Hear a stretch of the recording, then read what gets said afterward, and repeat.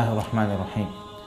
सामीन किराम, आज जो दुआ हम सीखेंगे वो सही बुखारी की 142 नंबर रिवायत है, जिसमें सैयदना अनस बिन मालिक रज़ी अल्लाह तआला अन्हु फरमाते हैं कि नबी करीम सल्लल्लाहु अलैहि वसल्लम जब बैतुल खला में वाशरूम में दाखिल होते थे तो दाखिल होने से पहले ये दुआ पढ़ते थे, अल्लाहुम्मा इन्नी अऊज़ु बिका मिनल खुबुस वल खबाइस।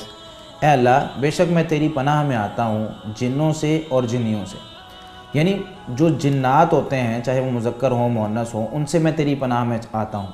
वो लोग हम पर हमला नहीं कर सकते, हमें परेशान नहीं कर सकते। इस हदीस में हमें बहुत से मसाइल समझ आते हैं।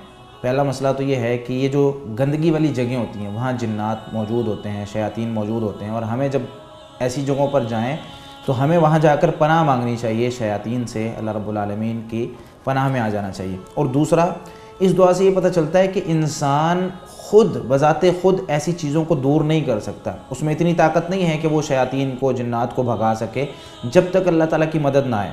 तो जब अल्लाह ताला की मदद आएगी तब शयातीन भागेंगे, तब जिन्नात दूर जाएंगे।